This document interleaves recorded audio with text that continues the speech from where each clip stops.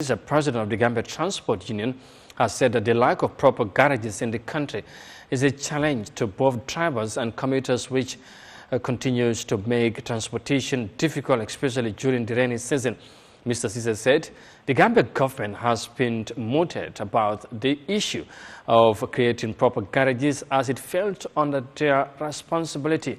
Khadija Jallo tells us more of that in this report. The demand for the provision of car parks for commercial vehicles across the country is a major call by the Gambia Transport Union to the government as a means of easing transportation challenges. These, among other demands, were made sometime last year when drivers embarked on 2 or 3 consecutive sit-down strikes for their demands to be met. Speaking to Eyeafrica TV in an interview, Transport Union President Mr. Cisse said their demand for car parks is still an unfulfilled promise from the government. It's a challenge, big challenge in that matter, because garages is playing very important role to facilitate transport in this country. But we have that gap, we have that challenge in our transport environment. So we are managing. We have pocket garages anywhere at the street. You see drivers gather there, call it a garage. It's not a garage; it's a pocket garage. So that obligates drivers to do some unnecessary issues. That's why passengers are stranded at the road, at the streets. We cannot have a proper vehicle to their final destination. So it's a challenge.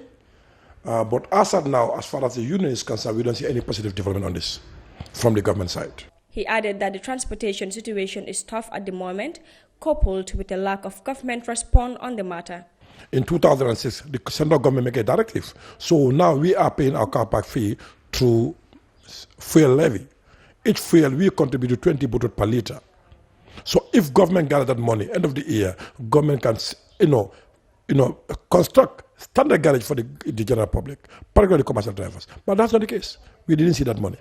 You remember, since 2006 that directive came in, up to date, government cannot single out any one garage, even to allocate one garage to the general public. The standard garage. We have series of discussions on this. If 2022 we conduct a survey with the government within the Greater Banjul area to identify the place as a garage, so the government can engage with those landowners and to see how to compensate them, so that the general public can, have easy transportation. But unfortunately, nothing came out of it. That's why today drivers have been suffering. That's why the commuters have been, because any frustrated you put in the driver, they will transfer to the commuters. Meanwhile, the driver's president added that for over 7 years, the government is yet to allocate a single garage for commercial drivers, despite paying their daily revenues to the government. Every day, if you go to work, the first challenge is transport aspect. We all know that is an open secret. People cannot reach their job place, the actual time because of transport challenges. Only government can change that different, but they are not see any possible. Any commitment on the government on that garage issue. I didn't see it yet. No, that's a tax. No, that money is with them. Every day we are paying that money to them, but that money never come back. And that's against the local government act, as far as the 60% of revenue to come back to the end users. But for us as a commercial transport, we didn't see.